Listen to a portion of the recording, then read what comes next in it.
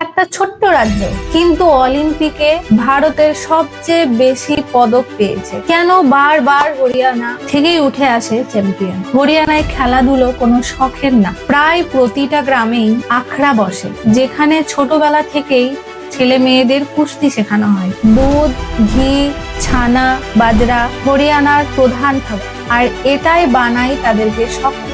এখানে প্রোটিন আলাদা করে কিনতে হয়, খাবারেই পেয়ে যায়, ফলে হাড় শক্ত হয়, ন্যাচারাল স্ট্যামিনা বাড়ে। মানে প্রাকৃতিক ডায়েট প্লাস কঠোর পরিশ্রম, তৈরি হয় একজন অ্যাথলিট। অনেক রাজ্যে খেলাধুলা একটা হবি, কিন্তু হরিয়ানায় খেলাধুলা একটা নিয়মিত জীবনধারার ভিতরে পড়ে। এখানে খেলাধুলা অনিশ্চয়তা না, কারণ পদক জিতলে সরকার কোটি কোটি টাকার পুরস্কার দেয়, সরকারি চাকরি, পুলিশ, আর্মি, স্পোর্টস কোটা থাকেই। তাই বাবা মায়েরাও ভয় পান না, বরং উৎসাহ দেন।